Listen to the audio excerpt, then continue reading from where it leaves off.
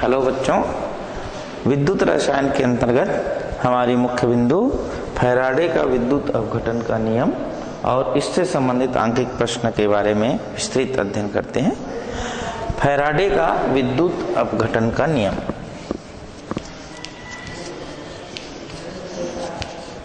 Faraday का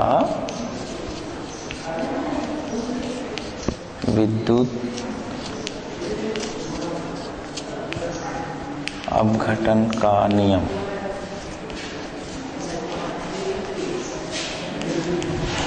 Faraday ने जो विद्युत अपघट्य है, इसमें इलेक्ट्रोड की उपस्थिति में विद्युत धारा प्रवाहित करके इसके अपघटन की प्रक्रिया या अपघटन की जानकारी प्रदान की।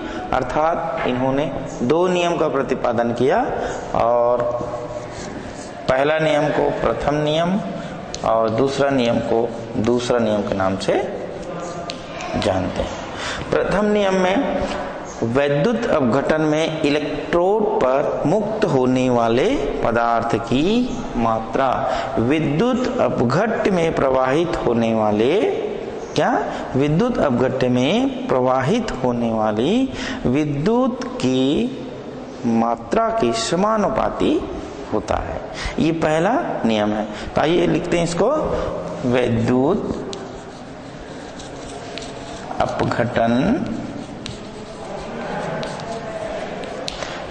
अपघटन में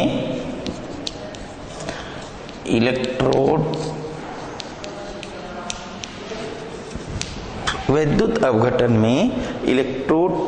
पर मुक्त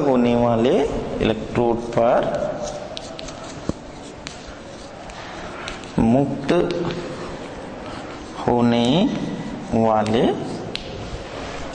पदार्थ की मात्रा विद्युत अपघट्य में होने वाले पदार्थ की मात्रा विद्युत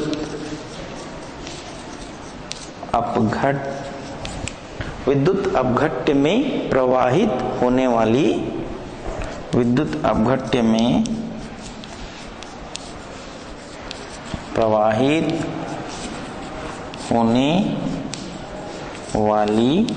विद्युत की मात्रा की समानुपाती होती है।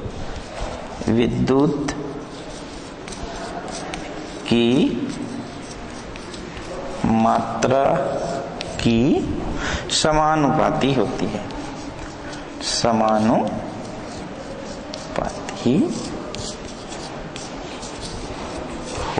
है। आइए देखते हैं। विद्युत अपघटन में इलेक्ट्रोड पर मुक्त होने वाले पदार्थ की मात्रा विद्युत अपघट्य में प्रवाहित होने वाली विद्युत की मात्रा की समानुपाती होती है।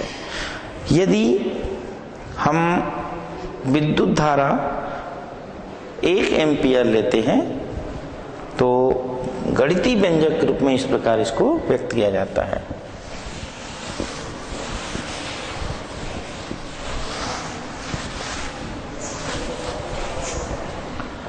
यदि C बराबर 1 एम्पियर धारा बह रहा हो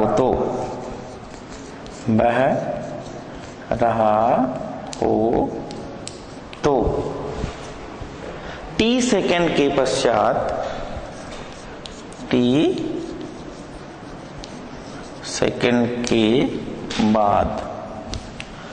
उसमें इलेक्ट्रोड पर कितने ग्राम में पदार्थ मुक्त होती है, वो W इलेक्ट्रोड पर ग्राम में पदार्थ मुक्त होना। ये C, T और W, अर्थात हम इसे गणितीय रूप में तो इसे प्रथम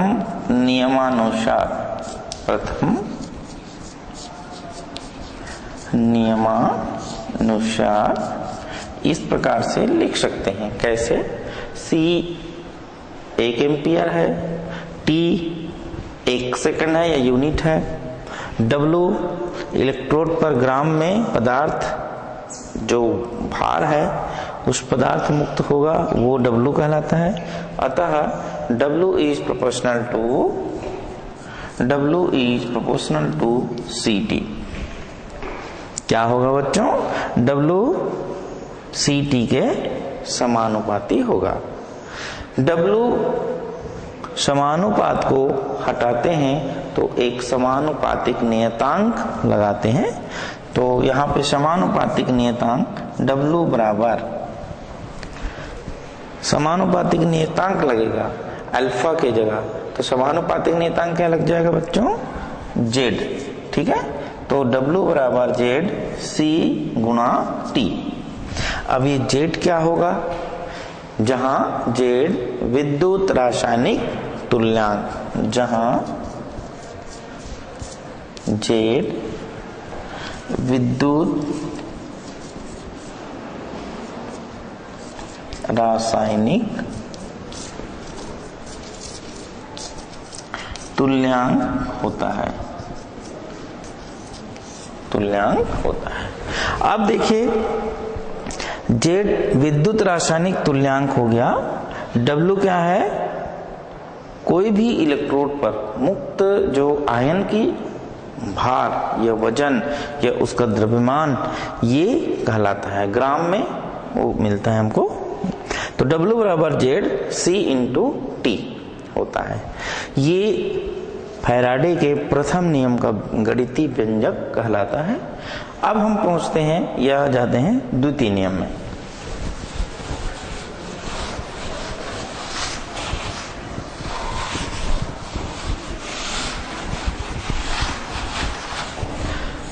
फैराडे के द्वितीय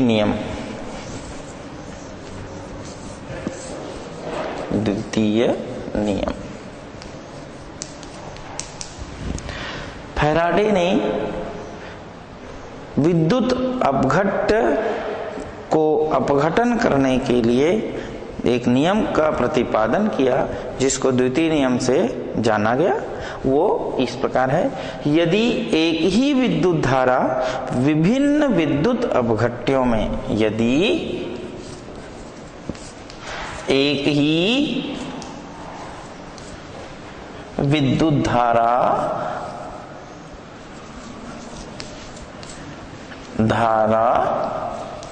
विभिन्न विद्युत अपघट्यों में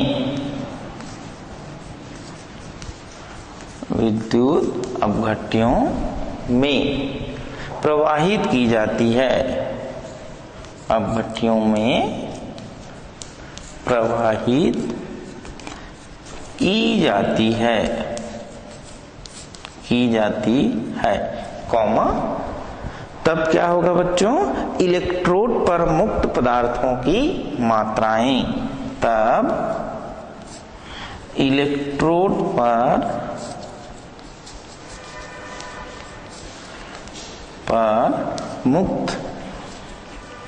मुक्त पदार्थ की मात्राएं या पदार्थों की मात्राएं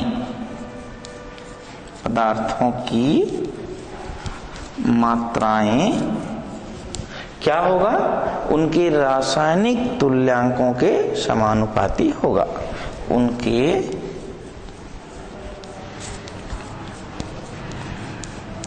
रासायनिक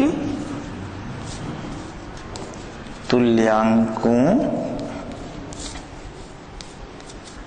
के समानुपाती होगा।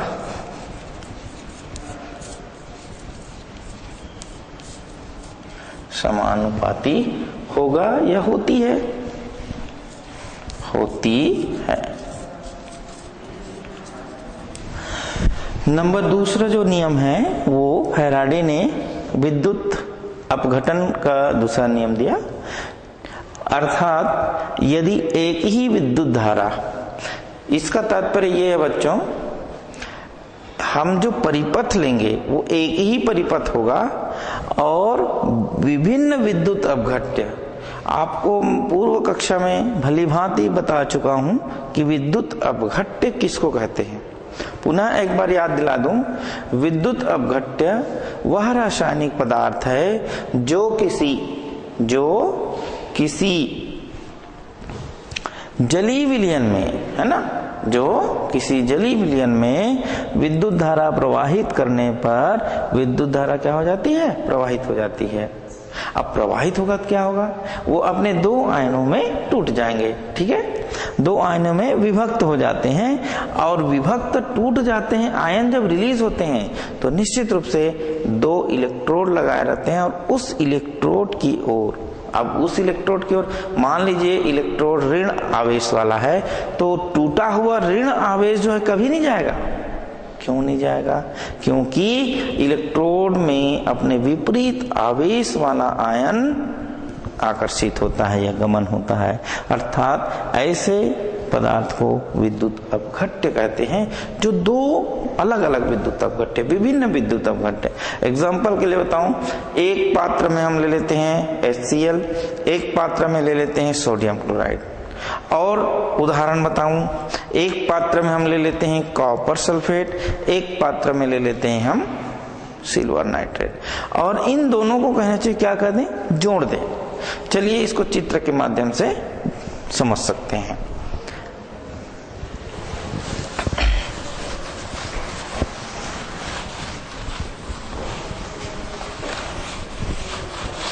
एक पात्र में लेते हैं हम इलेक्ट्रोलाइट या विद्युत अपघट्य कॉपर सल्फेट लेते हैं। क्या लिए बच्चों? Copper sulphate. दूसरे एक पात्र और ले लेते हैं, इसमें हम ले लेते हैं दूसरा विद्युत अपघट्य ले लेते हैं कोई भी, ये हम सिल्वर नाइट्रेट ले लेते हैं, सिल्वर नाइट्रेट का जलीय विलयन, ठीक है। दो अलग अलग विद्युत अपघट्य हो गया। इसका मतलब फैराडे के विद्युत अपघटन के द्वितीय नियम का ये पालन कर रहा है ना। इसमें एक इलेक्ट्रोड कॉपर का होता है, किसका बच्चों? कॉपर का इलेक्ट्रोड। एक जो इलेक्ट्रोड है वो सिल्वर का लगा देते हैं, सिल्वर का इलेक्ट्रोड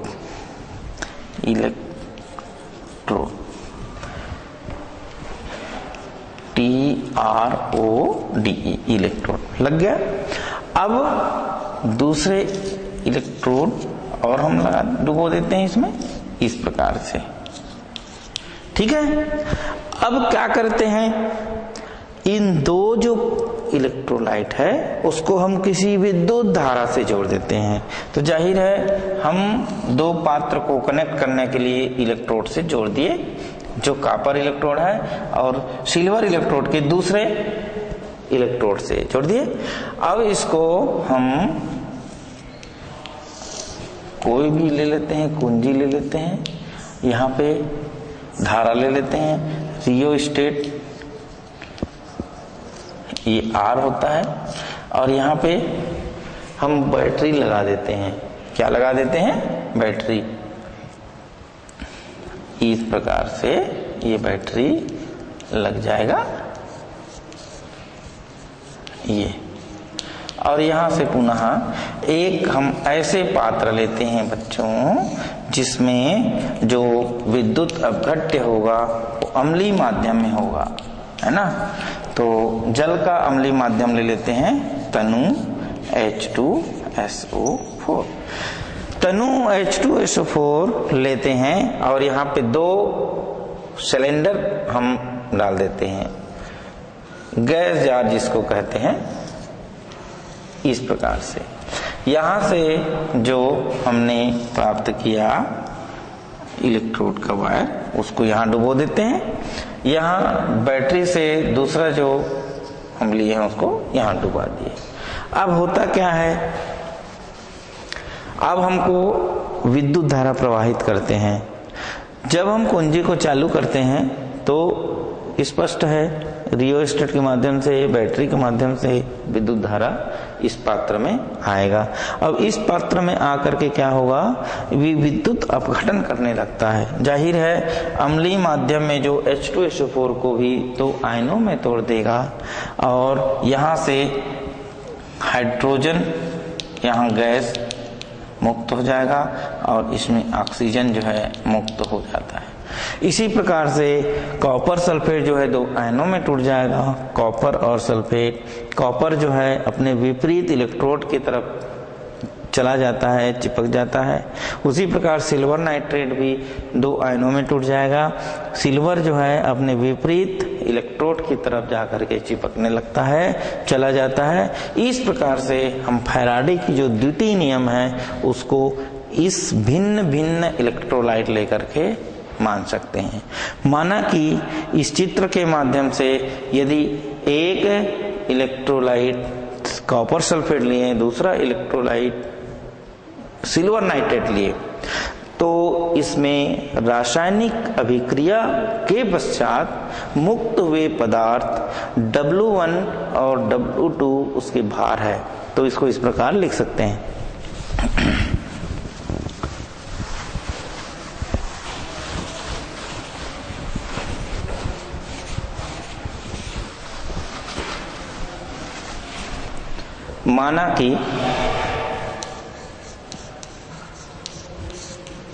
माना कि यदि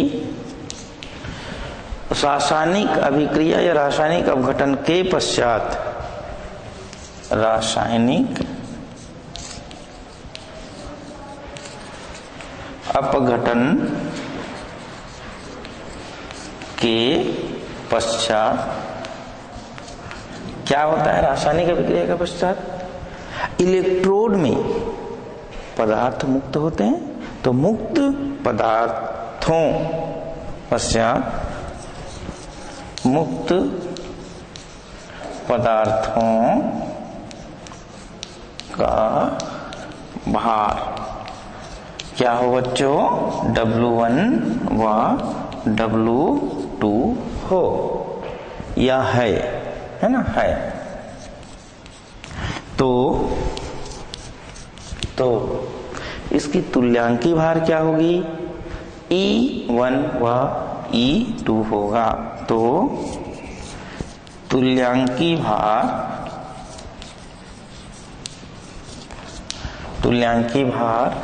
E1 व E2 होगा।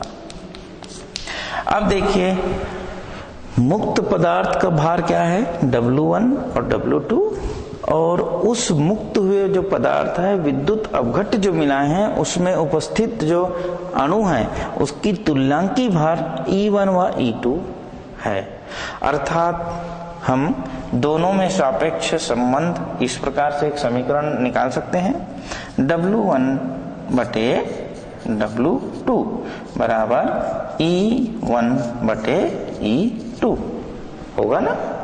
इन दोनों जो है जब रासायनिक अपघटन जो है समानुपातिक नियतांक या रासायनिक तुल्यांक के समानुपाती होती है तो ये दोनों किसके बराबर हो जाएगा, Z1 बटे Z2 होगा, निश्चित रूप से ये होगा।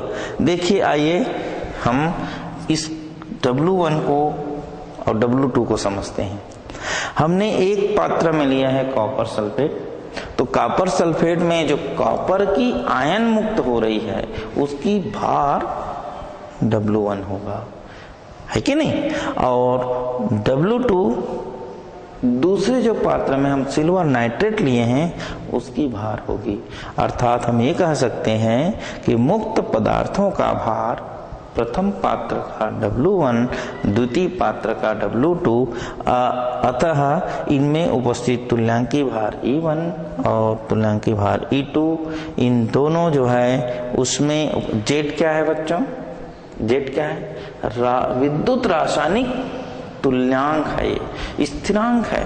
तो इन दोनों के विद्युत रासायनिक तुल्यांक Z1 पहले पात्र का होगा, दूसरे पात्र का विद्युत रासायनिक तुल्यांक Z2 होगा।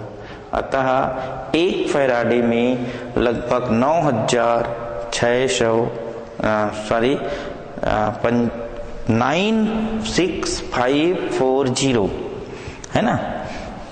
इसको 1 फैराडे में 96540 विद्युत से पदार्थ का आयनन का 1 ग्राम तुल्यांकीय भार मुक्त होता है।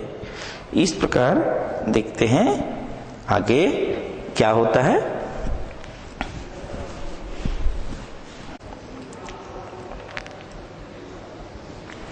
इस प्रकार से फैराडे के द्वितीय नियम के गणितीय व्यंजक हमने प्राप्त किया। अतः 1 फैराडे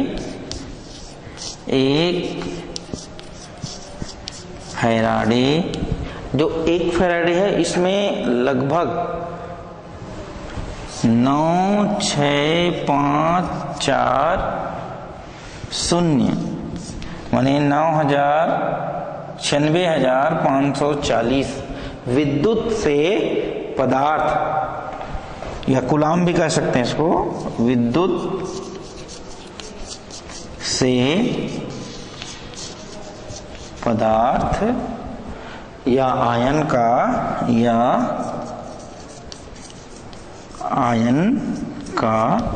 1 ग्राम तुल्यांकी भार मुक्त होता है। 1 ग्राम तुल्यांकी भार मुक्त होता है।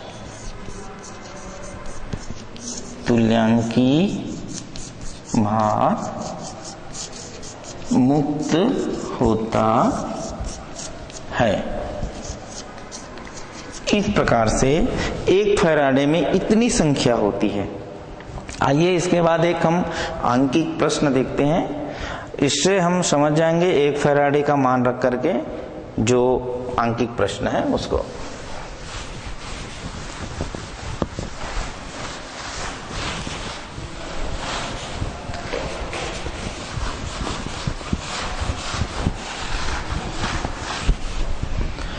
प्रश्न लिख लेते हैं पहले।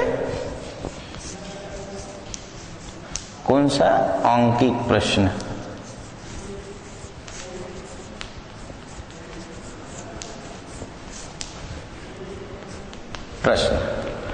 हमारा प्रश्न है 0.25 एम्पियर की विद्युत धारा को 0.25 एम्पियर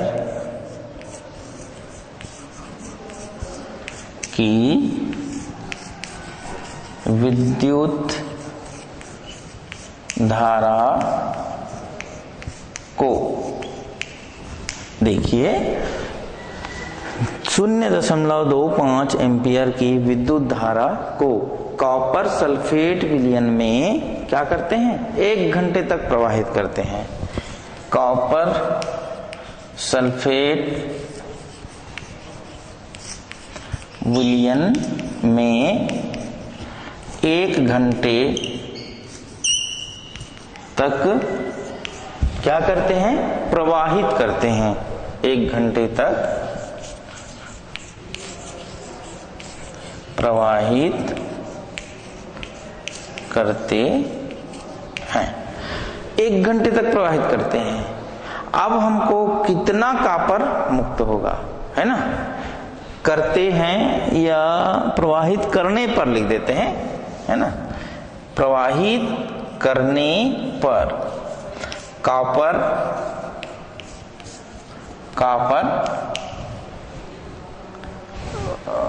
प्रवाहित करने पर कॉपर कितना मुक्त होगा? कितना मुक्त होगा?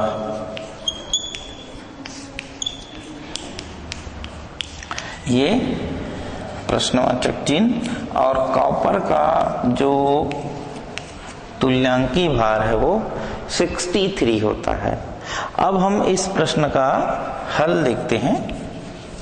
देखिए बच्चों, 0.25 एम्पियर की विद्युत धारा को कॉपर सल्फेट विलयन में 1 घंटे तक प्रवाहित करने पर कॉपर कितना मुक्त होगा, ये पूछा गया है। आपके पास में प्रश्न में दिया हुआ है 0.25 एम्पियर की विद्युत धारा, मतलब क्या दिया हुआ है, C का मान दिया हुआ है, C बराबर 1 एम्पियर था, उसमें था ना, तो अभी क्या दिया हुआ है हमारा 0.25। तो प्रश्न से C बराबर 0.25 एम्पियर। ठीक है बच्चों, अब दिया है देखो 1 घंटे मतलब समय दिया है, मतलब T का मान भी दिया है, तो T बराबर 1 घंटे, उसमें याद करिए कितना हम लिए थे, 1 सेकंड लिए थे, तो 1 घंटे में कितना सेकंड हो जाएगा बच्चों, 60 सेकंड हो जाएगा, 60 सेकंड हो जाएगा ना, बिल्कुल हो जाएगा। अब ये दोनों दिया है हमारे प्रश्न में। अब हम आते हैं विद्युत की मात्रा, हमको विद्युत की मात्रा चाहिए ना, तो विद्युत की मात्रा बराबर सूत्र क्या हो जाएगा, C गुणा T कूलाम, C गुणा T कूलाम। अब देखिए बच्चों, C का मान 0.25 है, गुणा T का मान है 60। अब ये जो कूलाम है, कूलाम कितने कूलाम लिए थे, 60 कूलाम लिए थे, तो ये 60 से गुणा हो जाएगा। देखिए इसको हम हल करते हैं तो कितना आता है, हल करके देखें, 60 गुणा 60, 6 चका 36 और 2 शून्य लगा देते हैं, ठीक है, 3600 हो गया बच्चों। और इसको हम 0.25 से गुणा करते हैं, है ना, तो 5 शून्यम शून्य, 5 शून्यम शून्य, 5 6 का 30 का शून्य, 3 5 3 15 3 18, फिर 2 शून्यम शून्य, 2 शून्यम शून्य, 2 छक्का 12 का 2 हासिला 1, 2 3 6 और 1 7, इसको दोनों को जोड़ देते हैं, 0 0 0, 8 और 2 10 का शून्य, हासिला 1 1 और 1 2 और 7 9। दशमलव कितने डिजिट के बाद में है, 2 डिजिट में, 1 और 1 2 के बाद में दशमलव है, तो 2 डिजिट के बाद में यहाँ दशमलव लगा देते हैं, तो यहाँ पे हमारा दशमलव आया, तो उत्तर कितना आ जाएगा, 900 आएगा, अर्थात ये 900 हो गया बच्चों। 900 किस में आएगा, कूलाम में आएगा, तो 900 कूलाम लिख दीजिए, कूलाम। अब देखिए इसके आगे हमने हल करते हैं, इसके आगे। अब आप जानते हैं कॉपर सल्फेट में कॉपर की तुल्यांकी चालकता, इक्विवेलेंट वेट, है ना, तो इसको मैं लाइन खींच देता हूं, इसके बाद में यहां से शुरू हो रहा है, तो कॉपर की तुल्यांकी चालकता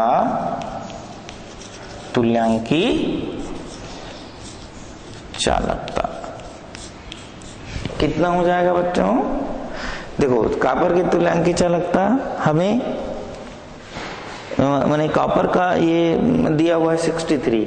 अब इसमें जो एटॉमिक वेट है, कॉपर का एटॉमिक वेट है, ये क्या है, ये एटॉमिक वेट है। अब कॉपर की तुल्यांकी चालकता निकालते हैं, तो एटॉमिक वेट में नीचे उसकी संयोजकता से क्या कर देते हैं, भाग दे देते हैं, तो परमाणु भार बटे संयोजकता।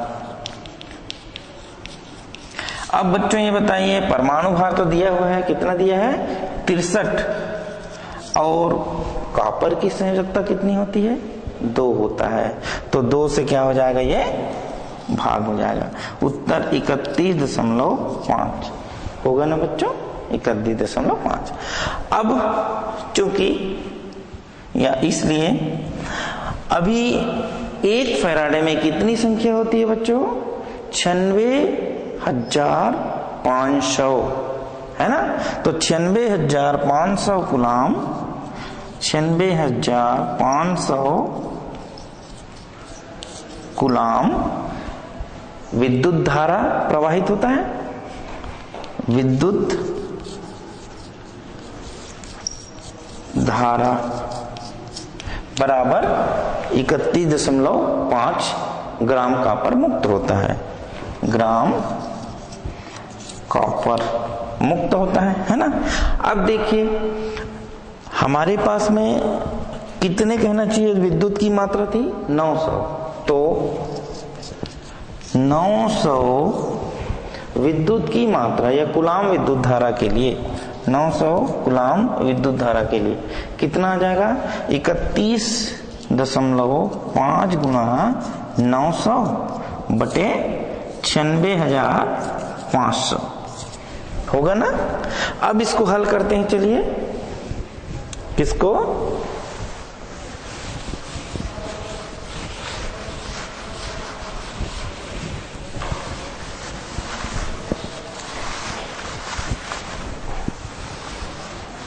आइए हल करते हैं।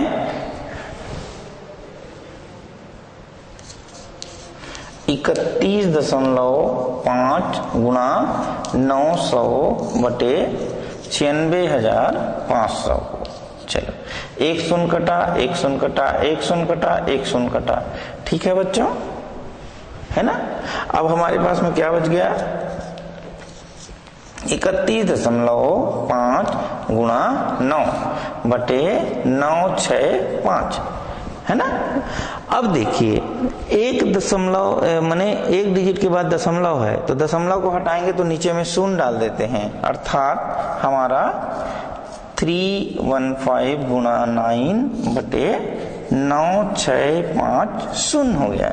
ये शून्य क्यों बढ़ा, दशमलव को हटाने से शून्य लगा देते हैं, ठीक है।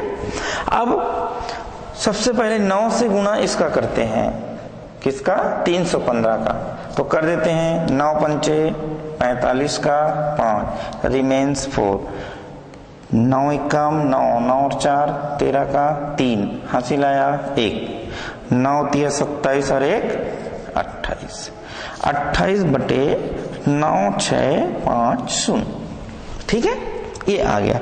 अब इसको हमको भाग देना है, तो भाग इस प्रकार से देंगे, देखिए मैं सीधा सीधा उत्तर लिख दूं तो समझ में नहीं आएगा आपको, इसलिए इसको हल करके देखें। 2835 को हम किससे भाग दें बच्चों, 9650। यहीं से देखो ये 3 गुना लग रहा है अधिक, तो हमारा जो सबसे पहले हम किससे दशमलव लगाएं, दशमलव, तो 1 2 3 4 5, 1 2 3 4, मानी ये संख्या अधिक हो गया। अब ये 28,350 हो गया, ये 9,000 है, निश्चित रूप से भाग जाएगा। कितने में भाग देखें, 2 टाइम देखें, 3 टाइम देते हैं तो 9 तिया 27 और 6 तिया 18, 28,000 से ज्यादा जा रहा है, 29,000 लगभग, तो 3 टाइम नहीं जाएगा बच्चों, ठीक है। 2 टाइम देखें तो 2 शून्यम 0, 2 पंचे 10 का 0 हासिला 1, 2 छक्का 12 और 1 13 का 3 हासिला 1, 2 निया 18, 18 और 1 19, ठीक है। अब इसको 0 5 3 में 3 गए 0 और 8 में 9 गए तो नहीं जाता, यहां से उधारी लाएंगे तो 18, 18 में 9 गए तो 9, ये कट जाएगा। आपके पास में कितना बचा, 9050, 9050। फिर हम दशमलव लगा है हमारा, 1 शून्य लगा देते हैं, है ना। अब कितने टाइम से जाएगा, ये 3 से देखते हैं, 3 से भी ये कम है, 4 से तो 4 से भी, भाई 9 चौक 36, 90,500 है, 36,000 हो रहा है, तो लगभग ये 9 बार देखते हैं, 9 बार, तो 9 शून्यम 0, 9 पंचे 45, 4, 9 छक्का 54 और 4 59, और 9 निया 81, 81 और 5 कितना हुआ 81 और 5 गलत हो रहा है क्या? 9 बार इसको देखो कितना आता है 9 शून्यम शून्य है ना। चलो यहां देखते हैं 9 6 5 0 9 9 शून्यम शून्य 5 ने 45 का 5 हासिल है 4 9 6 का 54 और 4 58 गड़बड़ यहाँ पे गड़बड़ होता ना 54 और 4 58 हुआ और 8 हासिल आया 5 9 निया 81 और 5 कितना हुआ 81 और 5 86 तो 86,850 गड़बड़ हो रहा है क्या 86,850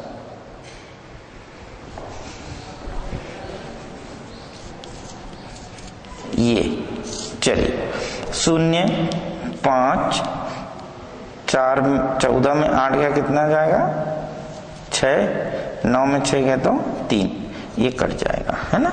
अब 3,650 है यहाँ 9,000 है फिर जीरो लगाएंगे और 3 बार जाएगा 3 टाइम जाएगा और 3 शून्यम शून्य 3 पंचे 15 5 3 छका 18 और 1 19 3 9 दिए 27 और 1 28 इस प्रकार से दशमलव के 3 डिजिट तक अधिकतम लिखते हैं और हमारा आंसर कितना जाएगा बच्चों 0.293। समझ में आ रहा है ऐसा हल करना है हमको तो 0.293 एक इसमें आएगा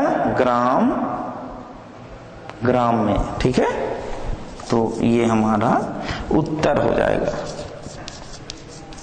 ये उत्तर हो जाएगा अर्थात आप इसको इस प्रकार से इस अंकित प्रश्न को हल करते हैं। हमारा प्रश्न में क्या पूछा था कितना कॉपर मुक्त होगा है ना तो धारा यदि हम 0.25 धारा प्रवाहित करते हैं कॉपर सल्फेट के विद्युत अपघट्य में और 1 घंटे तक उसको धारा को प्रवाहित करते हैं तो हमें 0.293 ग्राम कॉपर पदार्थ प्राप्त होगा। इस प्रकार से आज विद्युत रसायन अध्याय के अंतर्गत मुख्य बिंदु हमारा फैराडे का विद्युत अपघटन का नियम और उससे संबंधित आंकिक प्रश्न के बारे में विस्तृत चर्चा की है। धन्यवाद।